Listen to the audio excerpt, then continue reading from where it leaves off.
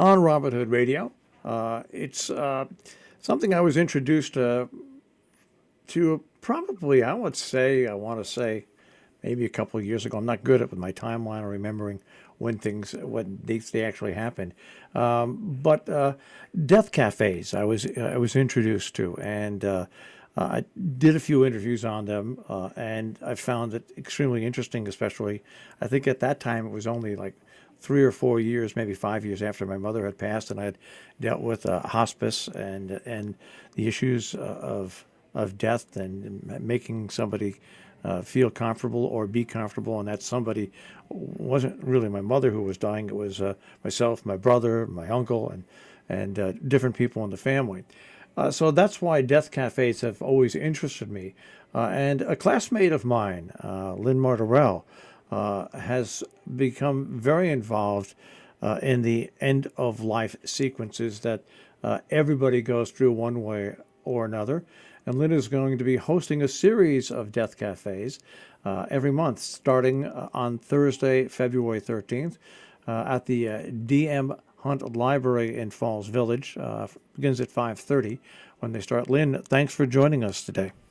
Thank you for having me, Marshall. So let's talk about what got you interested not only in obviously death cafes and the end of life things that go on and how people handle them and prepare for them, but then to get involved yourself and become a leader of these death cafes, and also going on to be a certified end-of-life doula. Well, it started back in the 1990s when a dear friend of mine was dying and asked me to be with him throughout his end-of-life journey. He was in a hospital, and I stayed with him and his family, and it was really an eye-opening experience to be there and hold the space for that person's wishes to be honored as he was dying. And that just piqued my interest, and so I was living in Hillsdale, New York at the time, and became a hospice volunteer for Berkshire County.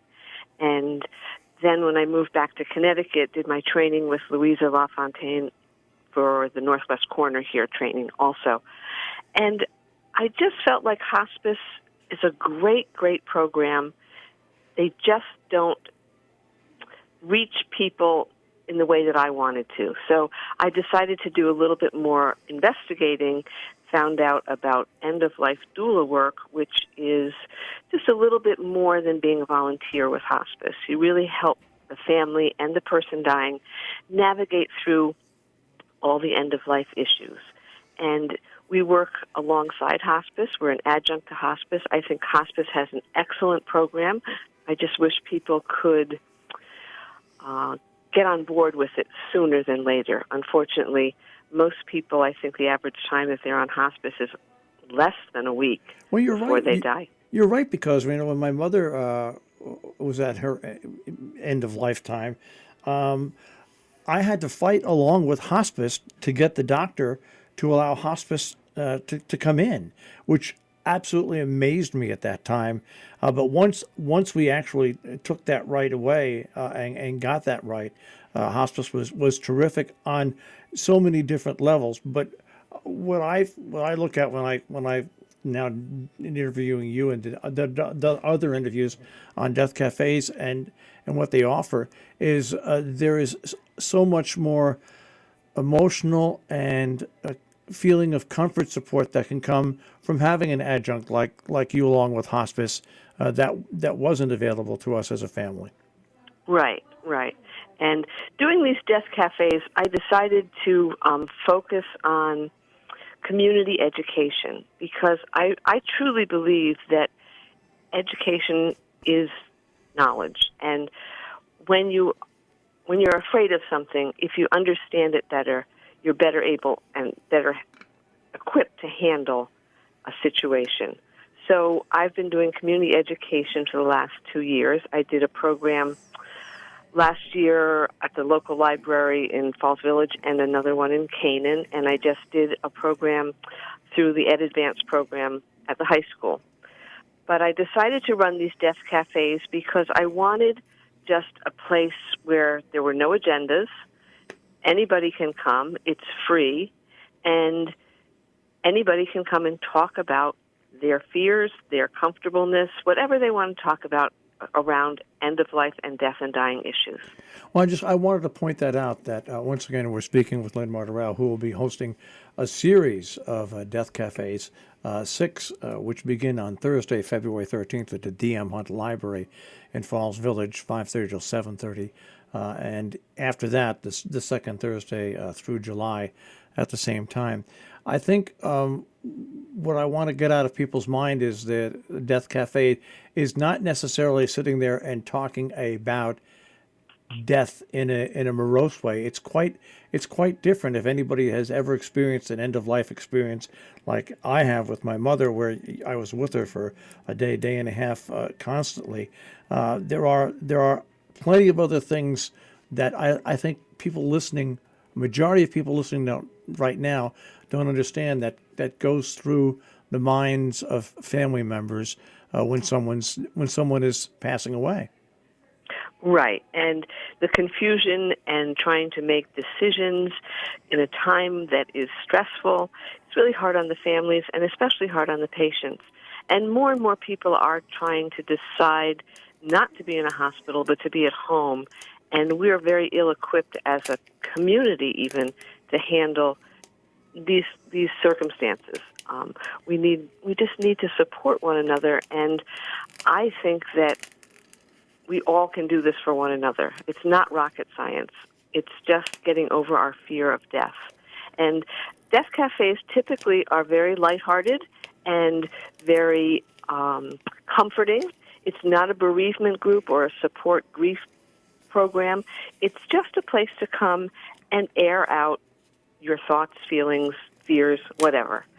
So I'm excited to be running these. I think that the time is now. I did it in 2013 with my sister and a friend of mine, Suzanne O'Brien, back at the Irving Farms in Millerton, New York. And it was pretty well received, but we were a little bit ahead of our time, I think. And the death positive movement is really growing in leaps and bounds. In the last 7 years, I can't tell you how much change is going on, and it'll be exciting to see who comes to these death cafes and who's got an interest in learning and understanding more about death and dying. Well, I was looking at your notes that you sent me, and you've taken 6 people now through the passage, which is a passage to end of life, and those 6, I'm going to ask you, did the first one actually feel to you different than now that you've done this 6 times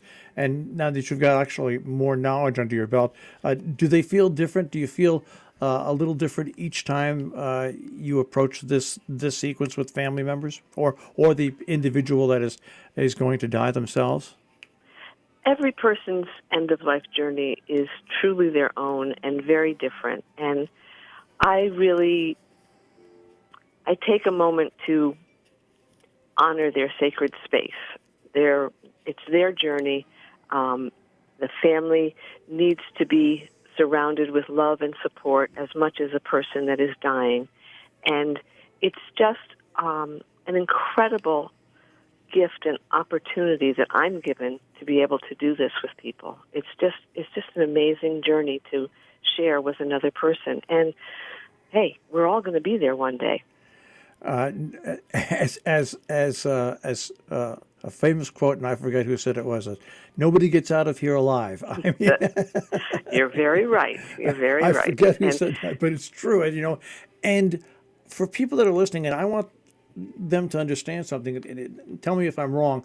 If they go to a death cafe, if they go to your death cafe, let's say on February 13th, it really, I think, opens the door.